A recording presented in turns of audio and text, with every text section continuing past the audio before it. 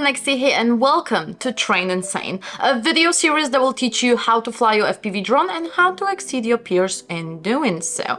If you are not familiar with any of the information that's on the screen right now, feel free to stop it. This is how I save time, and all of the information is also in the description below.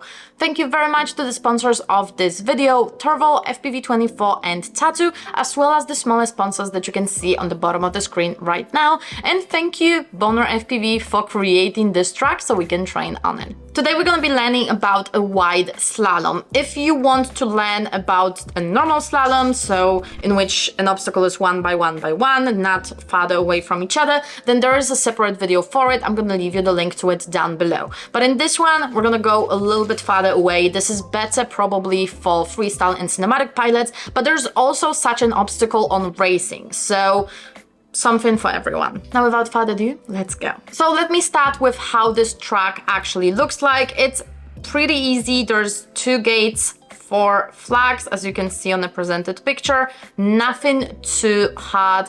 It's just a little bit of a slalom, and it involves 2 times of a splitter. So we're gonna go a little bit farther here, a little bit farther here. It's obviously a slalom, and now you can approach this splitters from the side, or you can go with the normal splitters from the above. If you want to learn how to do a splitters, we already made this video last week, so check it out. It's actually pretty good. You may learn a lot of things in there. Now let's get to it. So let me start with showing you 3 ways of approaching this obstacle by level, and then let's go to how to train and what to train. So if you are a beginner pilot, you will probably approach this obstacle more or less like this. So a couple of really important things. 1, those gates are not, like, they won't be always catching you whenever you go farther away, like this way. Yes, they will, because this is how Velocidrone has programmed them. But on the other side, if you go really far, it will not catch you. So you will have to use roll and yaw to get as close to those flags as possible. So you may be going around a lot, and you may probably hate me for this. Absolutely fine. And you can approach the splitters both ways, above, on the side, whatever. Now, if you are an intermediate pilot, you will probably have a lot of like crazy movements. So you going really crazy around all of those flags, and this is absolutely fine. Everything looks fast because you're a great pilot. And the thing is, 1, if you overshoot it, you will again not hit it on this side. So even if it looks fast, you have to stay a little bit closer. Now, if you are an advanced pilot, you will know what I'm always saying. Just write it in the comments. Yes, slow is fast and smooth is slow. So it doesn't look as fast as the last one, but at the end of the day, look how much faster was that. Okay, so let's go through all of the levels and what to train in each one of them. So if you are above 30 seconds, you are probably around the beginner level. So what I want you to train is really the throttle control. We already have the video about throttle control, so I'm gonna leave it to you down below in the description as well, so we can follow it and try to really get your drone to like see the stick input, like 50% top, like not more than that, okay, while you are doing this. And if you have problems with how far the throttle goes, just record everything that you are doing in like Streamlabs OBS or whatever you can do to record your screen, and always turn on the stick input. It's M on your keyboard, and see what you are actually doing, what is your stick input, and how is the drone reacting to those particular things.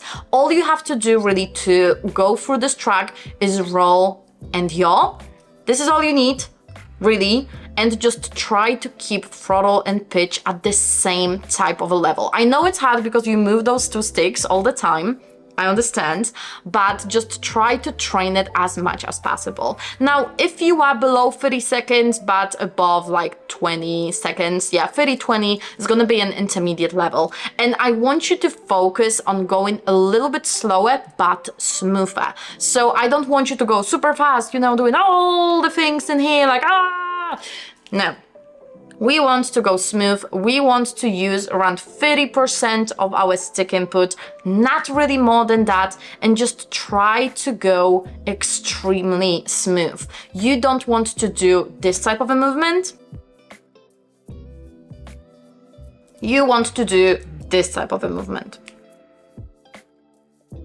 You see the difference, right? It looks slower in the second video, but really it is faster. Now, if you are below 20 seconds, you are probably a little bit more advanced, and all I want you to train is just to focus on how smoothly you go through this track and how close to the flags you go. This will apply to racing, freestyle, and cinematic because it's extremely important to stay close to those things. Because even if you're doing freestyle cinematics, you want to get as close to this obstacle as possible to make it look the best. If you are 2 kilometers away from a painting or a sculpture, you will not see the details of it, yeah? You want to make it super beautiful and super close. So my dear beginner freestyle and cinematic pilot, this is how it looks like on around 30 degrees camera angle, and this is also going to be the same type of a thing. Even if we go slower, I want you to use roll and yaw to stay as close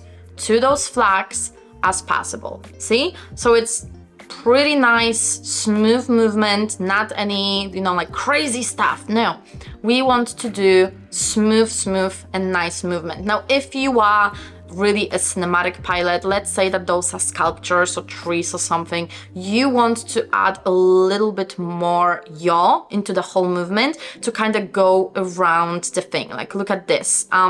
We have 2 trees here. This is more like in a straight line, but still, you want to go around to show how beautiful it is. Look at this bark. Yes, beautiful. And this one as well. You don't have to be fast. You just need to be like, look at this. Beautiful, yeah? Now, let me show you how to do it without talking, because I'm better at flying without talking.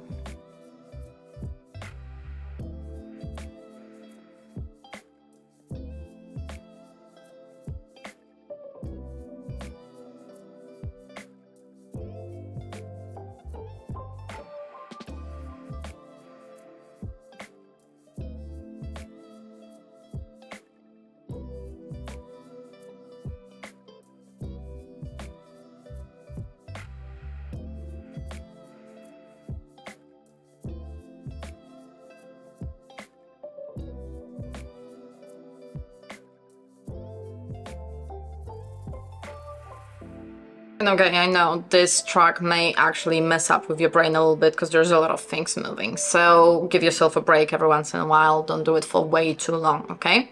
That's all that I had for you today, and I hope you enjoyed. And if you did, don't forget to leave this video a thumbs up to help me make algorithm happy. And also don't forget to share this video with your friends that are just starting with FPV, want to learn FPV, or are trying to get better at FPV, because it helps this series immensely. So thank you very much for doing this. Also, don't forget to download our monthly calendar, which is delivered to you monthly directly to your inbox. How to get it is just down below in the description box. All I need is your email, so I can deliver you the calendar in general. If you want more detailed instructions and tutorials, be sure to check out our FPV Academy. FPV Academy is made for the FPV beginners, but the advanced version only has the training session and the bigger tutorials and how to actually train part of the course. So maybe that would be something of interest to you. You can also check our monthly membership, which allows you to join our monthly live calls on which we are going through the progress of other pilots, or you, if you want to put your progress in there,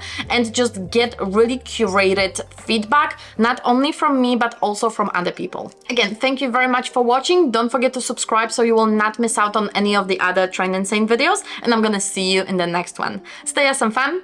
Bye!